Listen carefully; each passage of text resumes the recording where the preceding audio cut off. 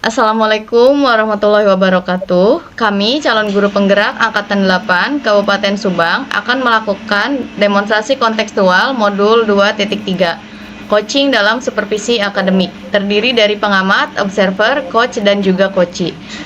Di mana saya Putri sebagai supervisor, kemudian coach yaitu Pak Ujang dari SMKN 1 Dawan, dan coachi yaitu Bunita dari SMPN 1 Purwadadi. Yang pertama, kami akan melakukan percakapan prasupervisi kepada coach. Assalamualaikum Pak Ujang, gimana kabarnya? Alhamdulillah baik, Bu. Nah, Pak, sebelum kita melakukan coaching, sebagai awal saya akan melakukan beberapa pertanyaan pada Bapak. Pertama, saya akan mendiskusikan tentang rubrik penilaian kita hari ini ya. Baik Pak, pada coaching kita hari ini, khususnya akan saya amati dan nilai sesuai dengan rubrik penilaian. Apakah sudah sesuai dengan alur Tirta atau belum? Kemudian, bagaimana cara Bapak memberikan pertanyaan-pertanyaan berbobot kepada coachi, dan juga bagaimana coachi tersebut merespon atau menanggapi pertanyaan-pertanyaan dari coachnya.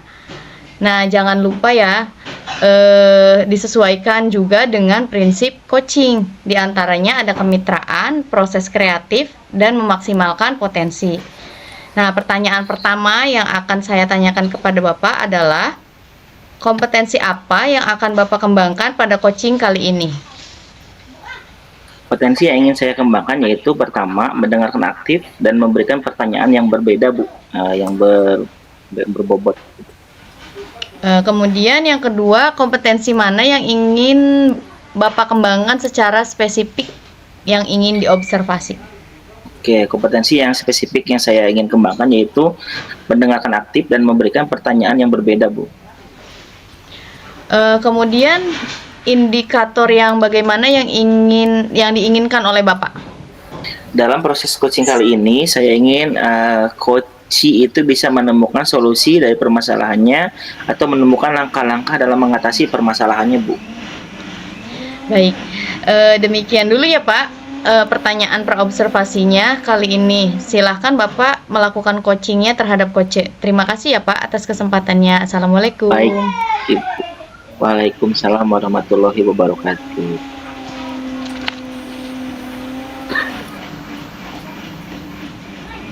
Apakah ada yang... Assalamualaikum, Bu Nita. Waalaikumsalam Pak Ujang.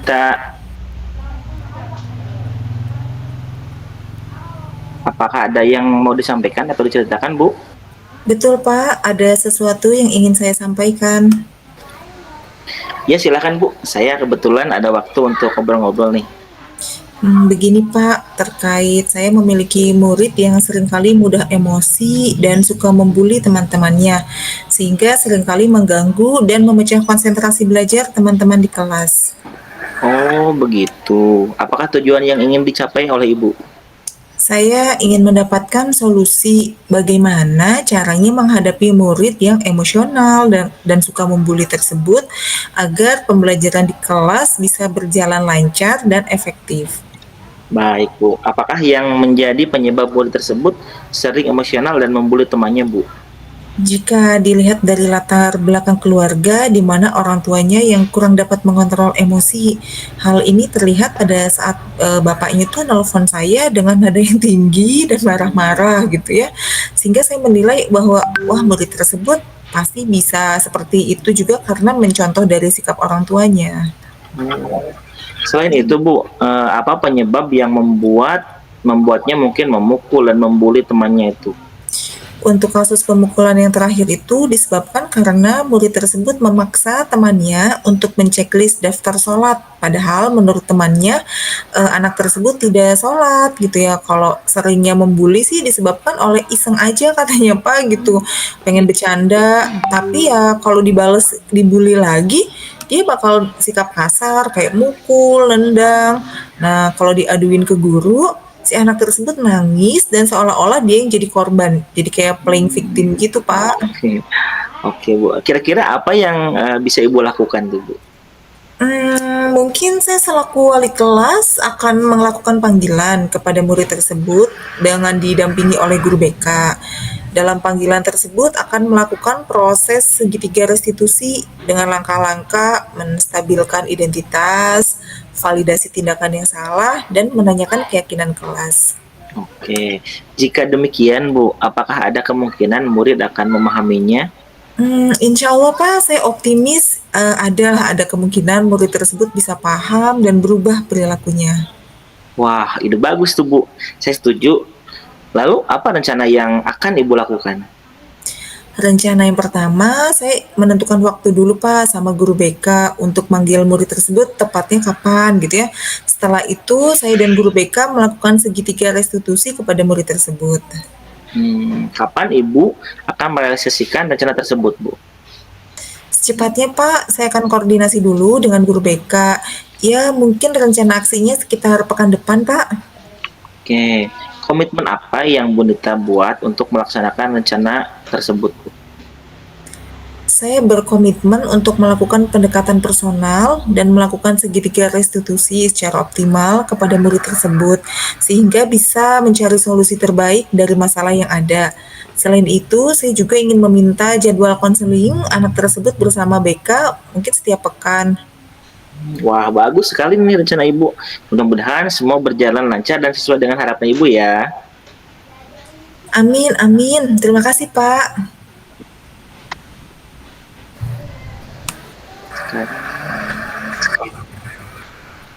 Bu Putri. Assalamualaikum Pak Ujang. Tadi sudah melakukan coaching ya dengan Bu Nita. Waalaikumsalam. Iya Bu, sudah Bu.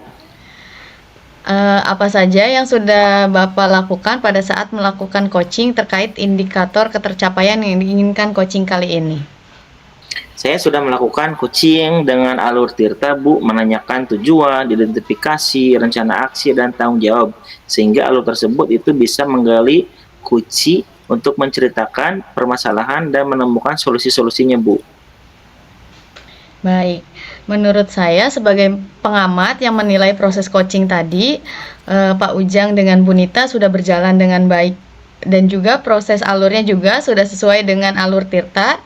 Dan juga Bu Nita sudah Pak Ujang sudah mencoba menggali dengan memberi pertanyaan-pertanyaan kepada Bu Nita, sehingga Bu Nita bisa menemukan solusi dari permasalahannya. Terus coaching tadi juga sudah dilakukan sesuai dengan prinsip coaching. Nah, pertanyaan terakhir ya Pak, sebelum kita tutup, yaitu kompetensi apa lagi yang ingin dikembangkan berdasarkan hasil melakukan coaching yang barusan Bapak lakukan? Oke, potensi yang ingin saya lakukan yaitu mungkin mampu lebih baik lagi dalam melakukan coaching, Bu. Iya.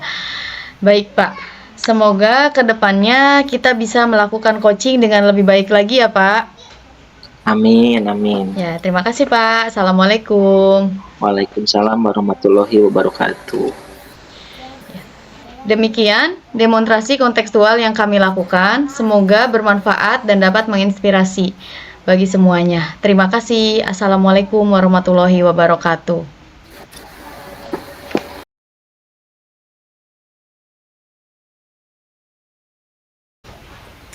Assalamualaikum warahmatullahi wabarakatuh. Kami calon guru penggerak Angkatan 8 Kabupaten Subang akan melakukan demonstrasi kontekstual untuk modul 2.3, coaching dalam supervisi akademik, terdiri dari pengamat atau observer, coach, dan juga coachee. Di sini yang bertindak sebagai supervisor adalah saya sendiri, Nita Wahyuning Tias, kemudian coach Ibu Putri, dan coachee Pak Ujang. Tahap 1, supervisor melakukan percakapan pra-supervisi kepada coach. Assalamualaikum Bu Putri, gimana kabarnya? Waalaikumsalam Bu Nita. Alhamdulillah kabar saya baik-baik saja. Alhamdulillah. Nah Bu, sebelum kita melakukan coaching, sebagai awal saya akan melakukan atau menanyakan beberapa pertanyaan kepada Ibu. Pertama-tama saya akan mendiskusikan tentang rubrik penilaian kita hari ini. Baik Bu, pada coaching kita hari ini khusus akan saya amati dan nilai sesuai dengan rubrik penilaian. Apakah sudah sesuai dengan alur tirta atau belum? Kemudian bagaimana Ibu memberikan pertanyaan berbobot kepada coach dan juga bagaimana coach tersebut menilai atau merespon pertanyaan dari coachnya. Jangan lupa juga disesuaikan dengan prinsip coaching ya, diantaranya kemitraan, berproses kreatif, dan memaksimalkan potensi. Baik, pertanyaan pertama yang akan saya tanyakan kepada Ibu adalah kompetensi apa yang akan Ibu kembangkan pada coaching kali ini? Potensi yang ingin saya kembangkan yaitu yang pertama mendengarkan aktif dan memberikan pertanyaan yang berbeda, yang berbobot pertanyaannya. Oke, baik. Pertanyaan kedua nih Bu, kompetensi mana yang ingin Ibu kembangkan secara spesifik yang ingin diobservasi? Kompetensi yang ingin saya kembangkan yaitu mendengarkan aktif dan memberikan pertanyaan-pertanyaan yang berbeda. Oke, indikator yang bagaimana yang diinginkan oleh Ibu? Dalam proses coaching kali ini, saya ingin coach bisa menemukan solusi dari permasalahannya atau menemukan langkah-langkah dalam mengatasi permasalahannya.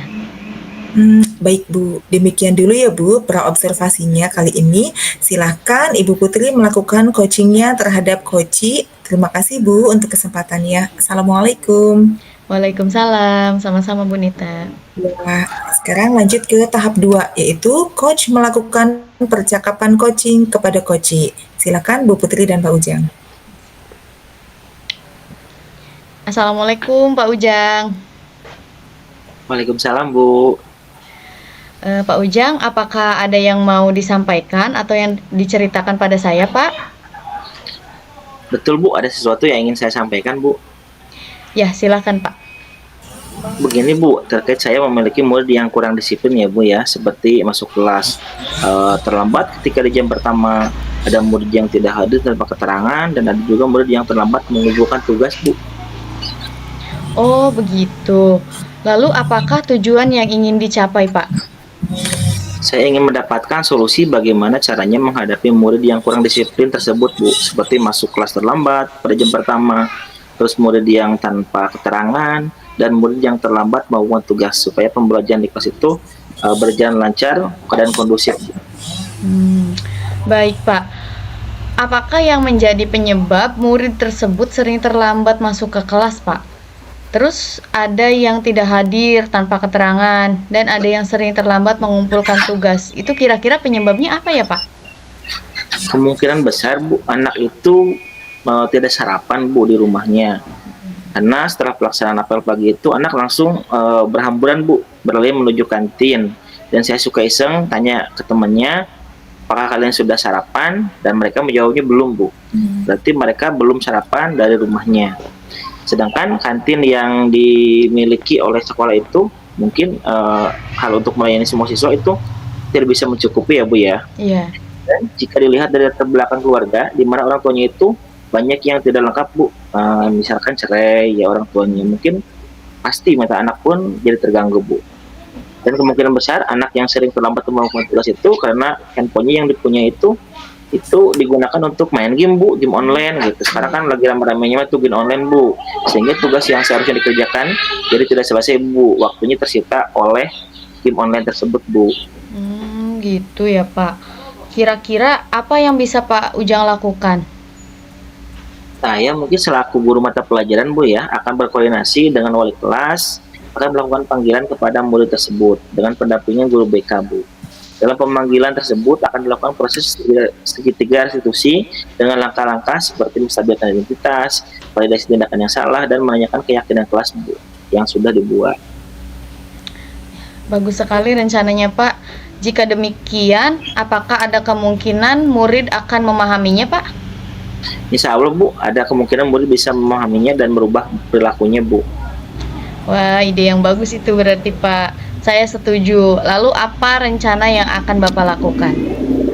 Yang pertama itu, rencana pertama adalah menentukan waktu yang tepat ya Bu ya, dengan wali kelas dan guru BK untuk memanggil murid tersebut. Setelah itu saya dan wali kelas, guru BK itu melakukan segitiga restitusi kepada murid tersebut Bu. Luar Biasa. Kapan Bapak akan merealisasikan rencana tersebut? Secepatnya Bu, saya akan berkoordinasi dengan wali kelas dan guru BK. Rencana aksi sekitar ya pekan depan lah Bu. Lalu komitmen apa yang Pak Ujang buat untuk melakukan rencana tersebut, Pak?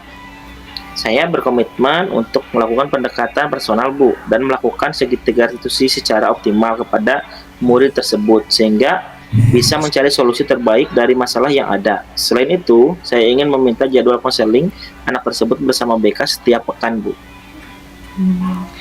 Oh, bagus sekali rencananya ya Pak. Mudah-mudahan semuanya bisa berjalan lancar sesuai harapan Bapak. Semoga semua rencana-rencana Bapak terlaksana dengan baik. Amin. Terima kasih Ibu. Sama-sama, Pak. Baik, sekarang tahap 3 yaitu supervisor melakukan percakapan pasca observasi kepada coach. Assalamualaikum Bu Putri. Waalaikumsalam, Bu Nita. Nah, tadi sudah ya melakukan coaching dengan Pak Ujang? Iya Bu, alhamdulillah sudah selesai. Ya, apa saja yang sudah Ibu lakukan pada saat melakukan coaching terkait indikator ketercapaian yang diinginkan di coaching ini? Saya ingin melakukan coaching dengan alur Tirta, kemudian dengan alur Tirta yaitu menanyakan tujuan, identifikasi, rencana aksi, dan tanggung jawab, sehingga alur tersebut itu bisa menggali koci untuk menceritakan permasalahan dan menemukan solusi-solusi. Baik Bu, menurut saya sebagai pengamat menilai proses coaching tadi Bu Putri dan Pak Ujang sudah berjalan dengan baik dan juga proses alurnya juga sudah sesuai dengan alur Tirta. Bu Putri juga sudah mencoba menggali dengan berbagai pertanyaan-pertanyaan kepada Pak Ujang sehingga Pak Ujang bisa menemukan solusi dari permasalahannya. Dan coaching tadi juga sudah dilakukan sesuai dengan prinsip coaching. Pertanyaan terakhir nih untuk Ibu sebelum kita tutup, yaitu kompetensi apa lagi yang ingin dikembangkan berdasarkan hasil melakukan coaching yang barusan? Kompetensi yang ingin saya lakukan yaitu saya ingin lebih baik lagi dalam melakukan coaching dan ingin lebih memahami lagi alur Tirta. Betul. Iya Bu, bagus sekali harapannya. Semoga kedepannya kita bisa melakukan coaching dengan lebih baik lagi ya Bu. Amin. Ya, baiklah demikian demonstrasi kontekstual yang kami lakukan. Semoga bermanfaat dan dapat menginspirasi. Terima kasih.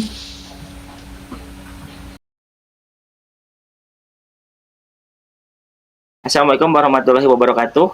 Kami, calon guru penggerak Angkatan 8 Kabupaten Subang, akan melakukan demonstrasi kontekstual modul 2.3 coaching dalam supervisi akademik.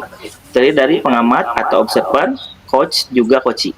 Supervisor adalah Ujang Warlan dari SMKN 1 Dauan, coach adalah Bu Nita dari SMPN 1 Puradadi, coachee adalah Bu Putri dari SMPN 1 Pamanukan. Kita yang pertama itu melaksanakan pra-supervisi. Assalamualaikum Bu Nita. Waalaikumsalam Pak Ujang. Bagaimana kabarnya Bu? Alhamdulillah, saya sehat Pak. Bagaimana kabar Pak Ujang? Alhamdulillah saya juga sehat Bu, saya juga baik. Baik Bu Nita, sebelum Bu Nita melakukan coaching, saya akan memberikan beberapa pertanyaan dulu untuk Bu Nita ya Bu ya. Yang pertama, saya akan mendiskusikan rubrik penilaian kita hari ini pada kegiatan coaching kita kali ini. Obrolan antara coach dan coachee akan saya nilai sesuai dengan rubrik penilaian. Apakah percakapannya sudah sesuai dengan alur Tirta atau belum. Kemudian, bagaimana Ibu memberikan pertanyaan berbobot pada coachee dan bagaimana cara coachee ya dalam merespon pertanyaan-pertanyaan yang diberikan oleh coach. Lalu, Ibu jangan lupa dengan prinsip-prinsip coaching diantaranya kemitraan, proses kreatif, dan memaksimalkan potensi. Pertanyaan pertama yang akan saya berikan pada Ibu yaitu potensi apa yang akan Ibu kembangkan dari proses coaching kali ini Bu? Present, kehadiran penuh, mendengarkan aktif, dan memberikan pertanyaan yang berbobot. Baik Bu. Potensi mana yang akan Ibu kembangkan secara spesifik yang ingin diobservasi Bu? Mendengarkan aktif dan memberikan pertanyaan yang berbobot. Oke, indikator bagaimana yang ingin diinginkan oleh Ibu dalam proses coaching kali ini, Bu?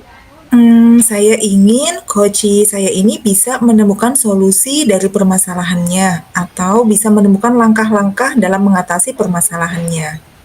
Oke, ya udah berarti demikian dulu ya Bu ya pertanyaan praobservasi kali ini. Silakan Ibu melakukan coaching terhadap coachnya ya Bu ya. Terima kasih Pak atas kesempatannya. Ya Bu.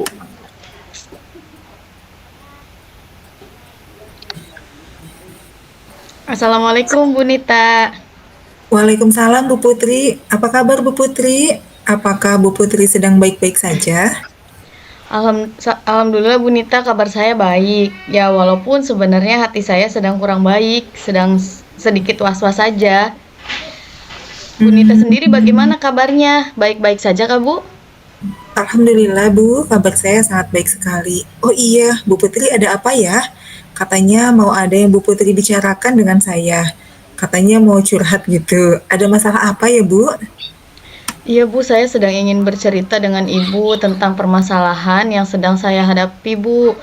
Tapi sebenarnya bukan permasalahan besar sih.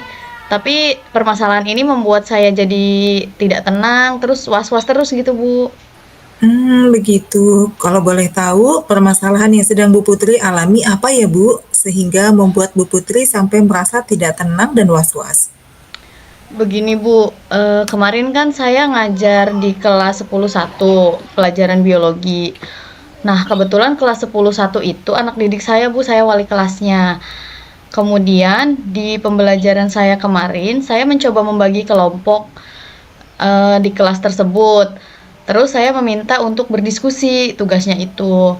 Tapi ternyata setelah saya lihat selama diskusi itu, anak-anak itu justru yang aktif dalam kelompok itu hanya 2 kelompok.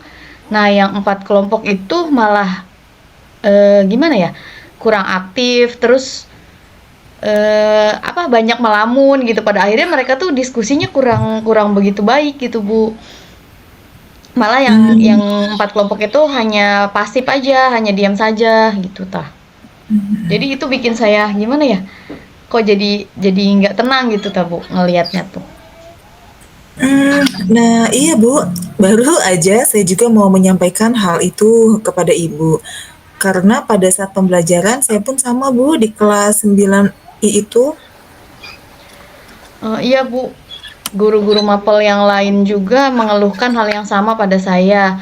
Makanya saya merasa jadi tidak tenang dan was-was itu Bu, karena bukan hanya pada pelajaran saya, ternyata di kelas 10.1 itu hampir ke semua guru seperti itu saat diskusi. Kira-kira kenapa ya Bu dengan anak kelas tersebut? Apa Ibu sudah mencari informasi pada anak-anaknya? Kemarin itu sebenarnya saya juga sempat bertanya pada satu orang anak kelas 10.1. Kemudian anak tersebut menjelaskan bahwa di kelas itu katanya kalau pembagian kelompok itu mereka merasa kurang adil. Jadi katanya tuh si anak yang pinter semua. Nah, yang kurang aktif, yang kurang pinter itu kelompoknya bareng. Nah, mungkin dari situ kali ya, dari pembagian kelompok yang kurang adil tersebut, jadi anak yang kurang aktif itu merasa tersingkirkan mungkin ya Bu, yang akhirnya kelompok anak yang kurang aktif itu malah menjadi malas untuk melakukan diskusi kegiatan kelompok. Sepertinya sih karena masalah itu Bu. Jadi seperti itu. Pantas saja kelompok yang aktif di 10.1 itu hanya 1 sampai 2 kelompok saja, Bu. Ternyata memang pembagian kelompoknya terasa kurang adil untuk yang lain ya. Iya Bu, ternyata mungkin seperti itu alasannya. Makanya yang aktif itu hanya 1 sampai 2 kelompok saja, karena mungkin emang anaknya yang di kelompok 1 dan 2 anak-anak aktif, sedangkan yang kelompok 3 sampai 6 mungkin anak-anak yang kurang aktif gitu, sepertinya. Lalu apa yang ingin Ibu peroleh dari hasil coaching dengan saya hari ini, Bu? Nah, saya itu ingin mendapatkan masukan dan saran-saran yang membangun dari Bu Nita untuk permasalahan saya yang satu ini, Bu. Saya ingin memperbaiki teknik pembuatan kelompok dan teknik diskusi untuk kelas 10-1, terutama untuk pelajaran saya dulu gitu, Bu. Nah, saya ingin ngobrol dengan Bu Nita supaya saya dapat masukan dari Bu Nita gitu. Menurut Bu Putri, teknik pembuatan kelompok dan teknik diskusi yang seperti apa yang kira-kiranya cocok untuk kelas 10-1 itu? Kemarin itu saya sempat membayangkan dan memikirkan akan mencoba membagi kelompok, menjadi kelompok-kelompok kecil mungkin ya, yang heterogen, dengan mencoba menyisipkan anak-anak yang pandai pada masing-masing kelompok tersebut. Karena selama ini biasanya pengelompokan itu kan bebas ya, Bu. Anak-anak yang membuat, tergantung kemauan siswa. Nah, mungkin sehingga pendistribusian kemampuannya itu jadi tidak adil gitu. Nah, dengan adanya siswa yang aktif di masing-masing kelompoknya mungkin bisa bisa menjadi jadi balance gitu ya. Nah, kemudian saya juga membayangkan akan menggunakan metode yang tutor teman sebaya dalam proses diskusinya. Bagaimana ya Bu menurut Bu Nita? Apakah bisa efektif di kelas 10-1 itu? Wah, betul sekali Bu. Sepertinya pembagian kelompok kecil yang heterogen dengan metode tutor teman sebaya tersebut akan lebih efektif dilakukan di kelas 10-1 ya. Iya Bu, saya juga membayangkan cara tersebut akan lebih efektif karena pembelajarannya bisa lebih meningkatkan hubungan yang lebih dekat dan akrab juga dengan teman-teman yang lainnya, terus bisa meningkatkan rasa tanggung jawab dan kepercayaan diri bagi siswa yang tadinya kurang aktif gitu karena diajak dan dibimbing oleh rekan sejawatnya gitu kan. Kemudian untuk mempererat hubungan sesama siswa sehingga bisa mempertebal perasaan sosial, dan yang paling penting kelompok siswa yang biasanya merasa tertindas karena orang-orang yang kurang aktif tidak akan merasa seperti itu lagi gitu Bu. Karena mereka bisa memiliki kekuatan di dalamnya karena memiliki peran teman yang aktif tadi ya Bu, dan bisa membimbing teman yang kurang aktif. Terus mereka juga mungkin bisa jadi lebih paham akan materinya karena sudah dijelaskan oleh teman sebayanya, juga bisa meningkatkan rasa percaya diri bagi mereka yang tadinya kurang aktif berbicara gitu Bu. Mungkin bisa membuat mereka jadi lebih semangat lagi gitu ya. Masya Allah, luar biasa sekali Bu Putri rencananya. Lalu bagaimana dengan model pembelajarannya Bu, agar bisa mendukung aktivitas diskusi kelompok? Kira-kira model pembelajaran yang seperti apa? Kemungkinan saya akan mencoba model pembelajaran yang cooperative learning sepertinya Bu. Di mana model cooperative learning itu kan di dalamnya tuh ada pembagian tugas dan tanggung jawab individu terhadap kemajuan kelompok. Jadi masing-masing orang kan punya tanggung jawab untuk menyelesaikan tugasnya gitu ya Bu ya. Nah, saya berharap model cooperative learning ini juga bisa mengakomodasi kebutuhan belajar siswa. Saya bisa supaya diferensiasi prosesnya bisa lebih berjalan lancar juga gitu Bu. Luar biasa sekali Bu Putri, ide-idenya hebat, mantap. Lantas, apa ukuran keberhasilan rencana Bu Putri? Ukuran keberhasilan menurut saya jika semua siswa itu memiliki peran saat mereka berdiskusi dan kegiatan diskusi tersebut bisa berdampak terhadap penguasaan materi bagi mereka. Jadi jika nilai siswa tersebut bagus, maka saya dapat menyimpulkan adanya pengaruh kegiatan diskusi dalam kegiatan adanya diskusi kelompok yang benar-benar dalam kegiatan diskusinya itu Bu gitu. Semoga semua rencana dan ide-ide luar biasa yang Bu Putri buat bisa terlaksana dan bisa efektif untuk anak kelas 10-1 ya Bu. Kira-kira kapan Bu Putri bisa melaksanakan pembelajaran dengan rencana tersebut Bu?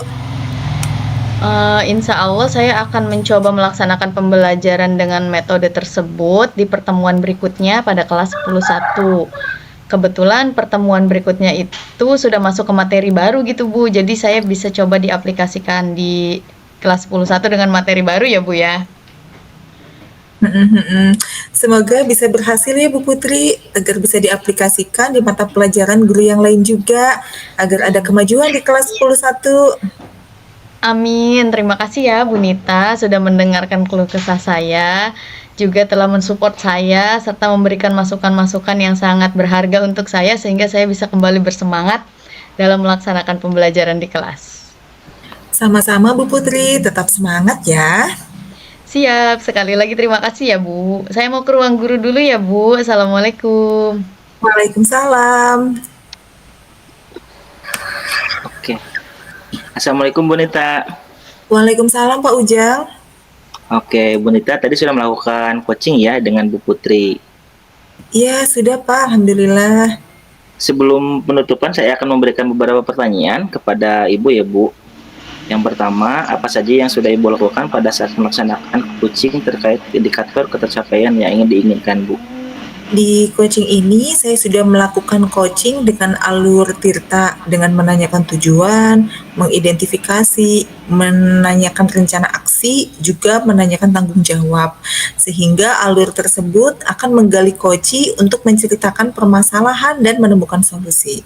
Oke, baik Bu. Menurut saya sebagai observer ya Bu, tadi coaching antara Bu Nita dengan Bu Putri itu sudah berjalan dengan baik dan proses alur cerita itu sudah juga terlewati dengan baik ya Bu ya. Dan Bu Nita sudah berusaha menggali potensi dengan pertanyaan-pertanyaan kepada Bu Putri sehingga Bu Putri bisa menemukan solusi dari permasalahannya. Lalu coaching tadi juga sudah berjalan sesuai dengan prinsip coaching ya Bu ya. Pertanyaan terakhir nih Bu ya.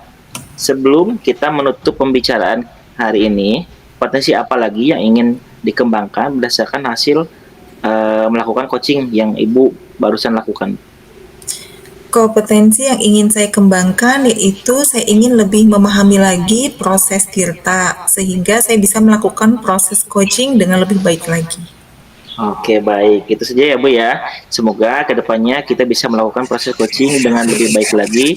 Demikian observasi kita hari ini. Semoga bermanfaat bagi kita semua. Saya tutup. Waalaikumsalam warahmatullahi wabarakatuh Bu.